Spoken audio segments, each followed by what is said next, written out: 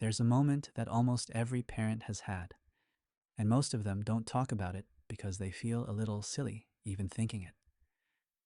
You're watching your baby. They're not crying, not reaching for a toy, not doing anything that would make someone pull out their phone and start filming. They're just watching, completely still. Eyes moving slowly around the room, pausing on things, a shadow on the wall, your expression, a sound from the next room. And for a second you think, what is going on in there? And then you brush it off, because babies do strange things, and everyone tells you not to read too much into it. But here's what's interesting. Some of those little behaviors, the ones parents often brush aside or even feel a little worried about, have actually been studied by developmental psychologists. And what researchers keep finding is that certain patterns in early infancy may be connected to how a child's brain is processing the world around them. Not every baby who does these things is going to grow up to be a scientist or a musician or an inventor. That's not what this is about. What this is about is understanding your baby a little more deeply, because sometimes what looks like a problem is actually something worth noticing. Stay with me to the end of this video, because some of what I'm going to share might completely change the way you've been reading your baby's behavior. Before we get into anything, I want to say something clearly, and I mean this. Every single baby is different. Development isn't a race. It doesn't run on a schedule. And nothing in this video is meant to create comparison, pressure, or worry. There are no labels here, no boxes to fit your baby into, no checklist that says your child is advanced or behind. What this video is about is patterns, specific behaviors that researchers in developmental psychology have noticed and studied across thousands of babies over decades. These patterns don't define your child, but understanding them can help you feel more connected to what your baby is actually experiencing. Think of this less like a quiz and more like a window, a way to look at your baby with a little more curiosity and a little less confusion. Drop a comment before we start and tell me, what's one thing your baby does that always makes you stop and think? I genuinely read every single one. All right, let's begin. Sign 1, deep observation. The baby who watches everything. Picture this. You're at a family gathering. There are toys on the floor, cousins running around, music playing softly in the background. Most of the babies there are grabbing at things, fussing, laughing, maybe crying because of all the noise. But your baby? They're sitting in your lap or propped up against a cushion, and they are just watching, not zoned out, not sleepy, actively watching. Their eyes move from face to face. They track the movement of someone walking across the room. They pause on the ceiling fan, then look back at you, then at the window. Parents often assume this means something is wrong. Why won't they engage? Are they overstimulated? Are they shy? Did I do something to make them uncomfortable? What research suggests is something quite different. Studies in infant cognition have found that some babies display what's called heightened visual processing, meaning their brains are taking in and organizing visual information at a faster rate than typical. They're not disengaged from the room. They're doing a lot more with the room than most babies can. Researchers have observed that infants who show this kind of prolonged, organized scanning behavior, as opposed to random, unfocused looking, often demonstrate stronger cognitive performance on follow-up assessments in the toddler years. The theory is that these babies are building detailed mental maps of their environments, storing information in a more structured way. The faces, the shadows, the sounds that match up with movements, they're cataloging it all. So if people tell you your baby is too quiet or too serious, take a breath. Sometimes serious is just another word for paying very close attention. Sign 2, learning after seeing something just once. Here's one that tends to catch parents completely off guard. You do something ordinary. You tap the table twice before you put something down. You tilt your head when you're listening. You hum a specific sound when you're opening the fridge. Normal, unconscious habits. And then one day, your baby does it. Exactly. not a rough approximation, the actual thing. After watching you do it maybe once or twice, parents sometimes laugh about it. They're copying me already, but they don't always realize how significant that actually is. This behavior has a name in developmental research: deferred imitation. It refers to a baby's ability to observe an action, store it in memory, and reproduce it later, sometimes hours or even a day later, with accuracy. What's remarkable about some babies is how quickly this encoding happens and how precise the reproduction is. While most infants develop reliable imitation skills gradually over the first year and a half of life, some babies show this capacity earlier and with fewer exposures needed. The underlying mechanism has to do with how efficiently neural connections are being formed. When the brain processes a new action, it creates a memory trace, a kind of neural signature of what it just witnessed.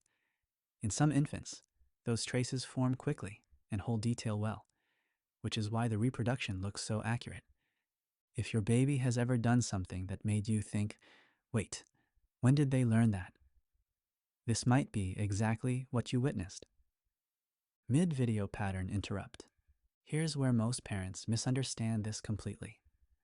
When a baby seems to be bored with something quickly, or when they lose interest in a toy almost as soon as they got excited about it, the instinct is to think they have a short attention span, that something is distracting them, or that they're restless.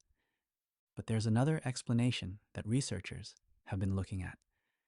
Some babies disengage not because they've lost interest, but because they've already processed what there was to process. They learned what the object does. They figured out its pattern. And now their brain is ready for the next thing. It's not restlessness, it's efficiency. That's a completely different thing. And knowing the difference changes how you respond to your baby. Sign 3. Strong curiosity and expressive reactions. Some babies are easy to read. Happy, sad, hungry, tired. The signals are clear and fairly predictable.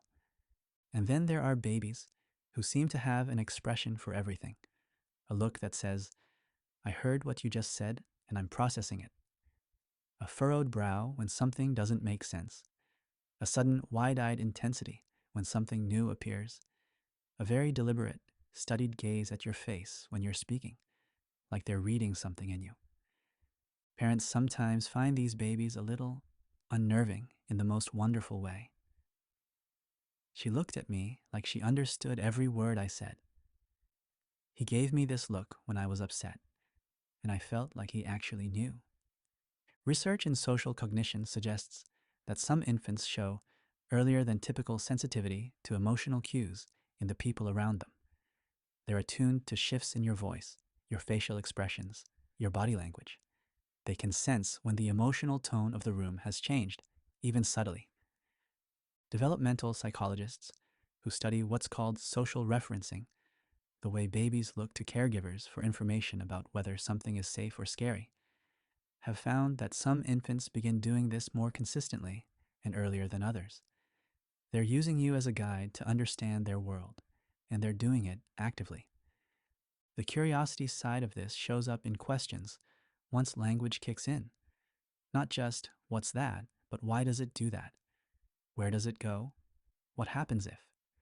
Questions that go a layer deeper than the surface of things. If your toddler is one who never seems satisfied with a first answer, that relentless, but why, might be the same drive that showed up as intense staring in the early months. Sign 4. Unusual focus for their age. We've been told so many times that babies have short attention spans, and in general, that's true. Attention develops gradually, and young infants are easily pulled from one thing to another. But you may have noticed something different with your baby. They find something, a board book, a mobile, a patch of sunlight moving across the floor, and they stay with it, not for a minute, for several minutes, absorbed in a way that feels out of place for a baby their age. You almost don't want to interrupt them because they look so focused. Research on infant attention has distinguished between two broad types: unfocused or reactive attention, where a baby looks at whatever is most stimulating in the moment, and more sustained, voluntary attention, where a baby can hold focus on a chosen object, even when other things are happening around them. The second type tends to emerge later in typical development, when it appears earlier, and when a baby seems capable of resisting distractions in order to stay engaged with something they've chosen. Some researchers have suggested this reflects stronger developing executive function, the brain systems involved in self-regulation, planning, and goal-directed behavior. In practical terms, this baby might also be harder to redirect when they don't want to be. Focused attention can look like stubbornness. What it may actually be is a brain that knows what it wants to do and doesn't want to be pulled away from it. Sign 5. Heightened sensitivity to the environment. Does your baby startle at sounds that others don't seem to notice? Do they get uncomfortable with certain textures, bright lights, or being in noisy environments, not as a general fussiness, but specifically, predictably, in those situations?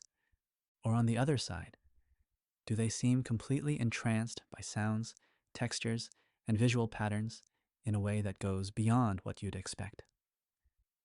Developmental researchers studying sensory processing have noted that some infants show a heightened sensitivity to sensory input, what psychologist Elaine Aron originally studied in adults and later researchers explored in children.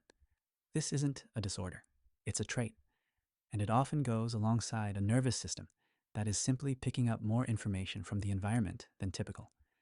For a baby, this can look like fussiness, difficulty settling in loud or bright places, or an intense fascination with certain sounds or textures. They're not being difficult. They may literally be receiving more sensory data than the average baby, and their nervous system is working to process all of it. Parents who recognize this often say the same thing. We thought something was wrong, but actually she just needed us to understand what bothered her, and then she was fine. Once those environments are adjusted or managed, these babies often settle beautifully. Sign 6. Early pattern. Recognition. Babies love routine. That's well established. The predictability of a routine helps them feel safe, and most babies respond well to consistent schedules. But some babies take this a step further. They don't just respond to routine, they seem to anticipate it. You reach for the diaper bag, and before you've picked it up, they've turned toward the door. You start running the bath, and they're already getting excited. Not because they heard the water, but because they noticed you walking in that direction. You put on a particular piece of music, and their body language changes because they know what that music means in your house. These babies are reading sequences. They've mapped out chains of events and learned what follows what, and they're running those predictions constantly, almost like a background process. Pattern recognition is considered a foundational cognitive skill, the ability to extract regularities from experience, to look at what has happened before and use it to predict what comes next. Underlies a wide range of later learning: language acquisition, mathematical thinking, social understanding. All of them depend on the brain's capacity to find structure in the world. When babies show early, specific pattern recognition in their everyday environments, researchers have suggested it reflects active and efficient learning from experience. These babies aren't just experiencing their routines, they're studying them. I want to pause here for a second. Tell me in the comments, has your baby done something that seemed to show they understood a pattern or a sequence before you expected them to? Something that made you look at them a little differently? I love reading these stories. They always remind me that every baby is noticing so much more than we think. Sign 7.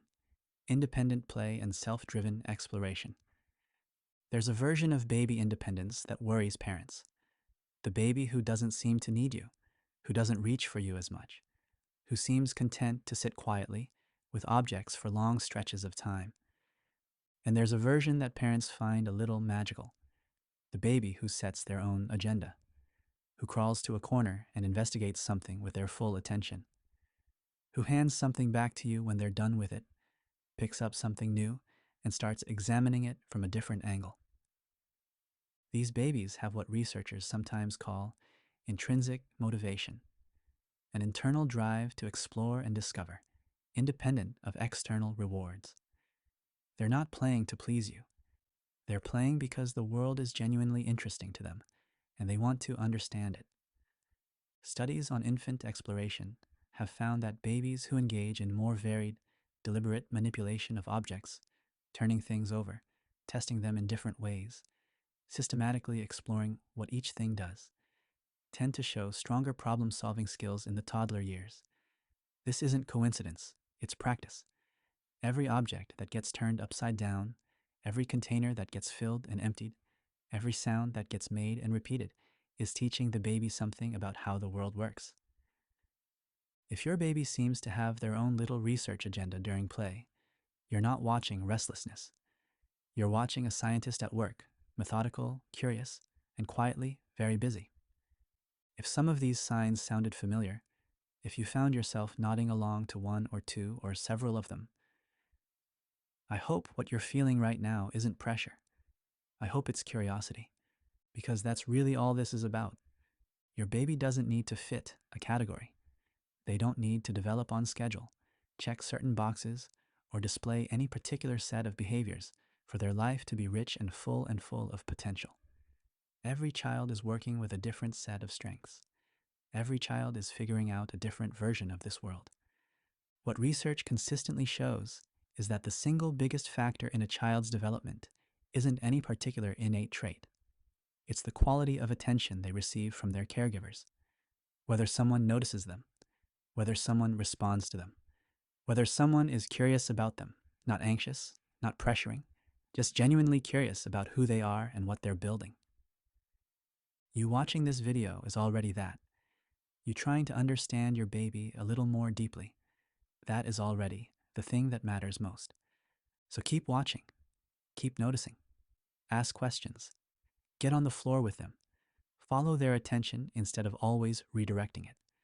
Let them lead sometimes, and trust that the small moments, the quiet observations, the intense focus, the little repetitions that seem like nothing, are building something you'll spend the rest of your life being amazed by.